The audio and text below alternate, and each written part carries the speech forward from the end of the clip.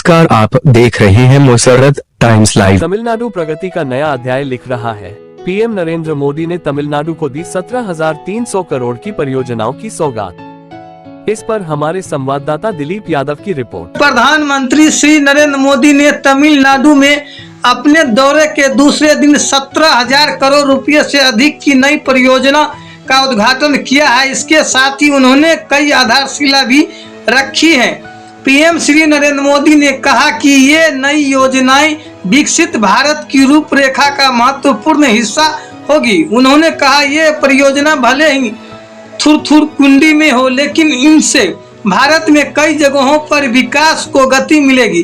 PM Shri Narendra Modi ने कहा कि आज तमिलनाडु थुरथुर कुंडी में प्रगति का नया अध्याय लिख रहा है।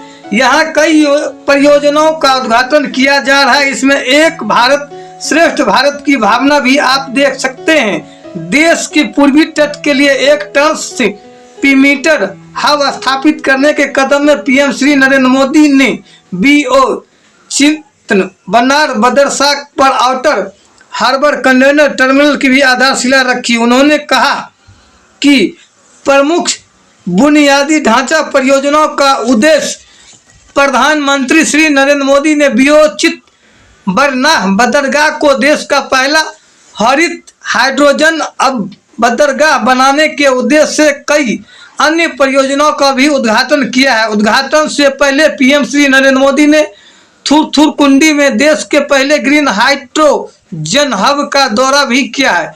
आज के कार्यक्रम के दौरान पीएम श्री नरेंद्र मोदी ने हरित नौका पहल के तहत भारत के पहले स्वदेशी हरित हाइड्रोजन ईंधन सेल्स अंतर्देशीय जलमार्ग जहाज को भी हरी झंडी दिखाई है।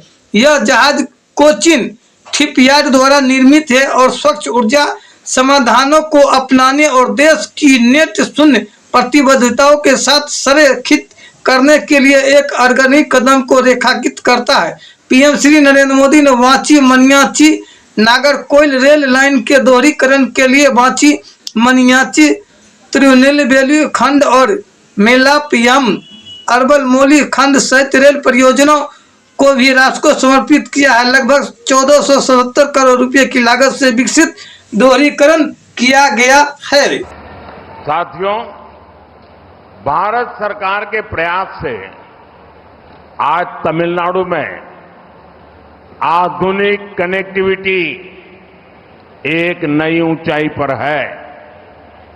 पिछले 10 वर्षों में तमिलनाडु में 1300 किलोमीटर के रेल इंफ्रास्ट्रक्चर का काम हुआ है।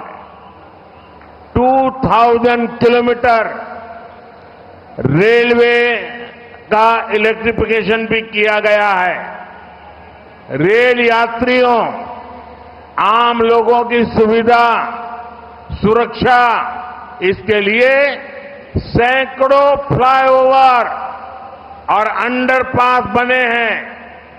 रेलवे स्टेशनों को आधुनिक सुविधाओं से लैस किया गया है। वर्ल्ड क्लास ट्रेवल एक्सपीरियंस के लिए आज तमिलनाडु में 5 वंदे भारत ट्रेनें भी चलाई जा रही है। रोड इंफ्रास्ट्रक्चर में भी भारत सरकार तमिलनाडु में करीब 1.5 लाख करोड़ रुपए इन्वेस्ट कर रही है। इसी का परिणाम है कि पिछले 10 वर्षों में तमिलनाडु का नेशनल हाईवे नेटवर्क तेजी से बढ़ा है। केंद्र सरकार के प्रयास से बढ़ती हुई कनेक्टिविटी तमिलनाडु में ईज ऑफ लिविंग बढ़ा रही है।